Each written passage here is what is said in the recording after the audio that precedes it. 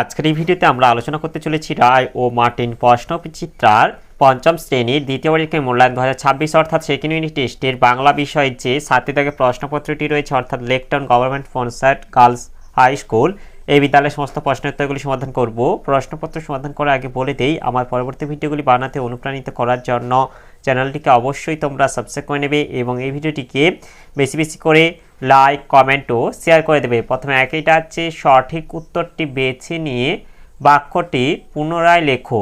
একের এক আছে মনে পড়ে অভিমানী, এটা হবে কঙ্কাবতীর ব্যথা। এরপরে একের দুই আছে পালিয়ে গেল অনেক দূরে, এটা হবে সাগরের পারে। এরপরে একের তিন আছে দল বেঁধে মাছ ধরতে যাওয়া, এটা হবে রাভা গোষ্ঠীর এক জীবনে এক আনন্দময় পর্ব। এরপরে একের চার যেটা আছে মধু কাটতে, এটা হবে 3 জন লোক চাই। এরপরে একের 5 লিঙ্গ, এটা হবে 4 প্রকারের। এরপরে একের 6 যে শব্দ দ্বারা পুরুষ ও স্ত্রী উভয়কেই বোঝায় তাকে বলে, এটা হবে উভলিঙ্গম।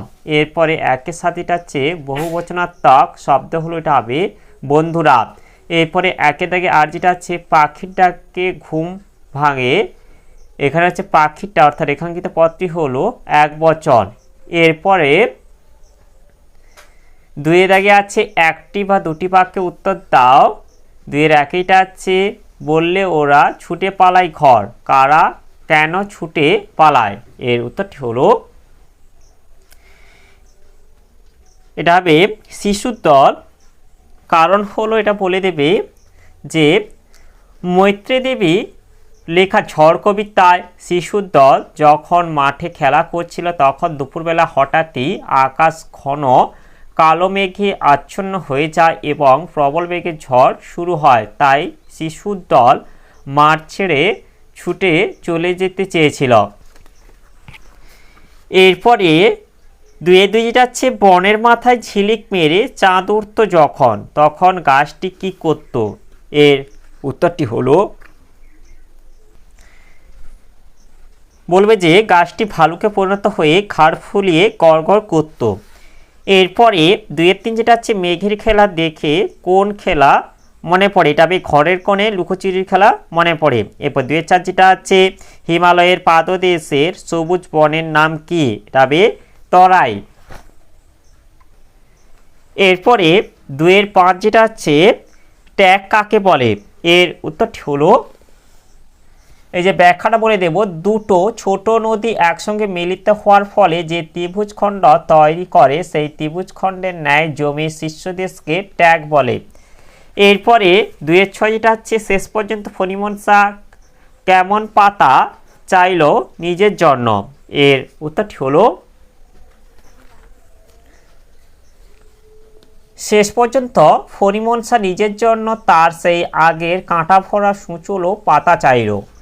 এরপরে 3 দাগে আছে নির্দেশ অনুসারে উত্তর দাও। 3 দাগে একইটা আছে পুংলিঙ্গবাচক শব্দগুলিকে বদলে বাক্যটি পুনরায় লেখো। শিক্ষক মহাশয়ের আগমনে ছাত্ররা উঠে দাঁড়ালো, এটা হচ্ছে তোমাদের পুংলিঙ্গবাচক শব্দগুলিকে স্ত্রীলিঙ্গবাচক শব্দতে পরিণত করতে হবে, অর্থাৎ শিক্ষক থেকে এটা হবে শিক্ষিকা আর মহাশয় থেকে এটা হবে মহাশয়ার।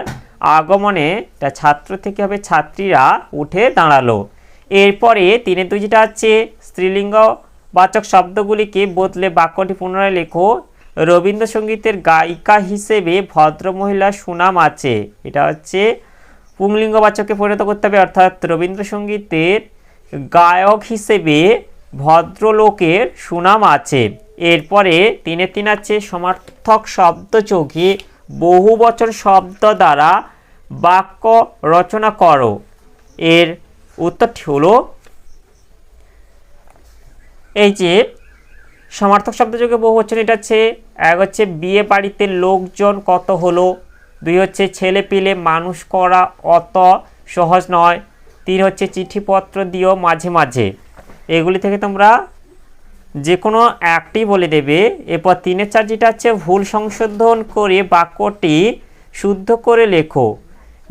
আকাশে মেঘের আড়ালে চাঁদেরা ঢেকে গেছে, তবে আকাশে মেঘের আড়ালে চাঁদ হবে ঢেকে গেছে। এরপরে এটা আছে 3 5 সর্বনামের দ্বিত্ব প্রয়োগে বহুবচন শব্দ দ্বারা বাক্য রচনা করো। এর উত্তরটি হলো এই যে সর্বনামে দ্বিত্ব প্রয়োগে বহুবচন, এখানে আছে কেউ কেউ এ কথা বলেন, এছাড়া আছে কে কে যেতে চাও, এছাড়া আছে যারা যারা পড়া করনি উঠে দাঁড়াও। এগুলি থেকে তোমরা যে কোনো একটি বলে দেবে। এরপর এটা হচ্ছে 4 দাগে 3 থেকে 4টি বাক্যে উত্তর দাও। 4 দাগে একে এটা হচ্ছে তখন কুমির তো বড্ড চটেছে, কুমির কার প্রতি এমন চটেছে, কেন চটেছে? এর উত্তরটি হলো উদ্ধৃত অংশটি উপেন্দ্রকিশোর রায়চৌধুরীর লেখা বোকা কুমিরের কথা। গদ্যাংশে কুমির তার বন্ধু শিয়ালের প্রতি এমন চটেছে। এরপর চটার কারণ বলবে যে প্রথমে কুমির ও শিয়াল আলু চাষ করে কুমির শিয়ালের কাছে ঠকে যায়, তাই কুমির তাদের দ্বিতীয়বারে ধানের চাষের সময় আগে থেকে বলে দেয় যে সে ধানের গোড়া নেবে। তারপর ধান যখন হলো তখন শিয়াল সে ধান শুদ্ধ গাছের আগা কেটে নিয়ে যাওয়ার পর কুমির মাটি খুঁড়ে দেখে যে সেখানে ধানের কোনো চিহ্নই নেই, লাভের মধ্যে শুধু খড়গুলো পড়ে আছে। তা দেখে শিয়ালের উপর কুমির বড্ড চটে গিয়েছিল। এরপরে 4-2 যেটা আছে কবির কাছে ছুট বলতে যা বোঝায় তা যে কোনো 3টি ভাবনা কবিতা থেকে বুঝে নিয়ে নিজের ভাষায় লেখো। এর উত্তরটি হলো মাঠ মানে ছুট কবিতার কবি কার্তিক ঘোষের কাছে ছুটের অর্থ কেবল আশা বা আশার পেছনে ছুটে বেড়ানোই নয়।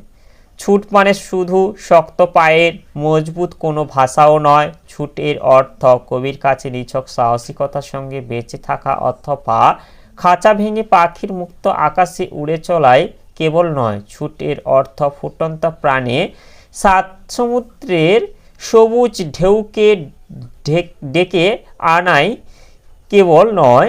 ছুট এর অর্থ সোনালী সার্থক এক জীবন, যাকে নিরন্তর ছুটে চলতে চলতেই খুঁজে পাওয়া যায়।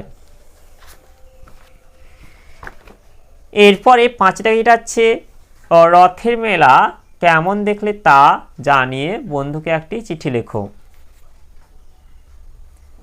এটি আমি তোমাদের কমিউনিটিতে পোস্ট করে দেব।